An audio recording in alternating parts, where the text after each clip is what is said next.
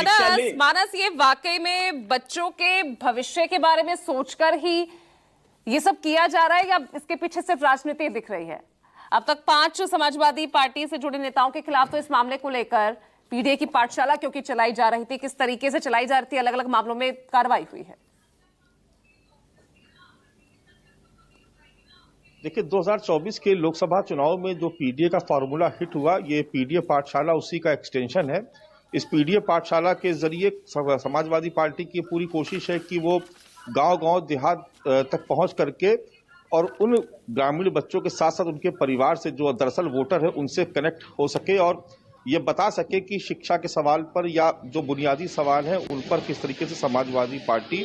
Aggressive होकर के लोगों के हित में काम कर रही है। ये मोटिव सीधा सीधा पॉलिटिकल एक सियासी उद्देश्य के साथ ये शुरू किया गया है। इसके पीछे कोई ऐसी भावना नहीं है कि आपको बहुत एजुकेट करना है और कोई भी सियासी दल इसको कर भी नहीं सकता। जब सरकारें नहीं कर पा रही तो कोई सियासी दल कैसे कर पाएगा। अब रही दूसरी बात कि जो एफआईआर दर्ज हो रही है, निश्चित तौर पर सरकार को भी लग रहा है कि ये एक सिस्टम के साथ खिलवाड़ हो रहा है या ये कहा जाए कि सिस्टम को चोट पहुंचाई जा रही है, तो उनको लग रहा है कि दूसरे तरीके से निपटा जाए इनसे, तो इसलिए उन्होंने ABCD में F का मतलब एफआईआर उन्होंने कर दिया कि एफआईआर दर्ज हो जाएगी। अब रही बात शिक्षा की और जो स्कूल मर्जर पर जिस तरीके से संदीप सिंह को सामने आना पड़ा, जो बेसिक शिक्षा मंत्री है। देखिए एक बात तो बहुत जायज है कि हमने भी तमाम स्कूल मर्जर पे जो तमाम ऐसे स्कूल जो बंद किए गए, विलय किए गए जिनका, उसको बंद ही कहा जाएगा। मैंने तमाम पुराने स्टूडेंट्स से बात की तो बहुत सारे मुझे प्रोफेसर मिले। लखनऊ में एक स्कूल ऐसा है जिसको बंद किया गया, वहां पे पढ़े हुए 3 भाई बहन, एक गोल्ड मेडलिस्ट है, प्रोफेसर है, बाकी 2 जो उनकी सिस्टर है वो साइंटिस्ट है वो, और दोनों उसी प्राथमिक पाठशाला से पढ़ करके निकले। तो सवाल फिर मन में मेरे आया कि आखिर स्कूलों से बच्चे चले क्यों जाते हैं, क्यों इतनी संख्या कम हो रही है। तो उसके लिए फिर मैंने जो इनका संगठन है उनके लोगों से बात की, शिक्षक संगठन, तो उन्होंने बताया कि जनगणना से लेकर के मतगणना तक कुल 118 ऐसे गैर शैक्षणिक काम है जो शिक्षकों से लिए जाते हैं, तो इसलिए उनके पास वक्त नहीं है। और कई तो स्कूल ऐसे हैं जहां पर एक ही शिक्षक है और वो भी दिन भर जो है मिड डे मील पकाता रहता, सब्जी भाजी का इंतजाम करता, उसके बाद खाना पका करके और बच्चों को खिला करके भेज देता, क्योंकि अगर मिड डे मील पर शिकायत होगी तो एक्शन हो जाएगा। तो दरअसल टीचर्स के पास पढ़ाने का वक्त नहीं है। और दूसरी बात कि अगर मान लीजिए कि किसी एक विद्यालय में एक क्लास में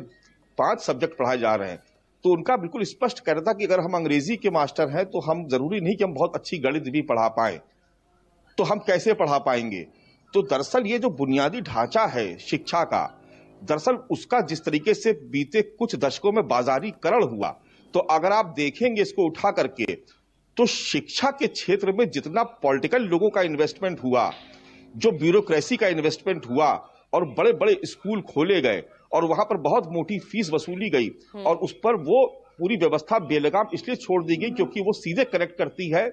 पॉलिटिकल लोगों से और नौकरशाही से जुड़े लोगों से। अगर आप स्कूलों की लिस्ट उठा के देख लीजिए तो बिल्कुल स्पष्ट आपको सामने नजर आ जाएगा। तो शिक्षा की गुणवत्ता पर, शिक्षा पर कभी काम नहीं किया गया। निजी स्कूलों को बहुत बढ़ावा दिया गया और प्राथमिक विद्यालयों को ऐसे ही छोड़ दिया गया, इसलिए धीरे धीरे संख्या कम होने लगी।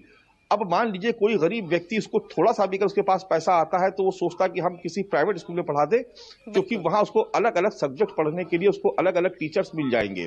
कुछ उसका भविष्य बेहतर हो जाएगा। लेकिन क्या आपको लगता है कि आज जो प्राथमिक विद्यालयों की जो स्थिति है गांव देहात में, क्या वहां से पढ़ करके कोई बच्चा डीएम कलेक्टर बनने की स्थिति में पहुंच पाएगा, जब उसका बुनियादी ढांचा ही आप खराब कर दे रहे हैं, जब एक ही मास्टर के जरिए आपने पूरा स्कूल छोड़ दिया, वो भी दिन भर मिड डे मील पकाएगा,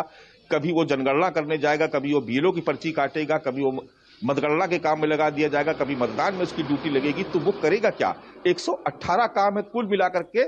जो शिक्षकों से करवाए जाते हैं, प्राथमिक विद्यालयों के शिक्षकों से करवाए जाते हैं। ये एक बहुत बड़ा सवाल है, बहुत बड़ी पीड़ा है। तो देखिए जो मूल ढांचा है, दरअसल जो ऊपर सत्ता में बैठे, जो बहुत ऊंचे पदों में बैठे लोग हैं, शायद वो इस बात से वाकिफ नहीं है, या दूसरी वजह यह भी हो सकती है कि जो प्राइवेट स्कूलों का जिस तरीके से चलन बढ़ा, और मैंने जैसे कहा कि अगर आप देखेंगे तो 2 सेक्टर ऐसे हैं जो शायद उत्तर प्रदेश के साथ अलावा बाकी जगहों पर भी होंगे। एक हेल्थ का सेक्टर और दूसरा एजुकेशन का सेक्टर, जहां पर ब्यूरोक्रेसी का, जहां पर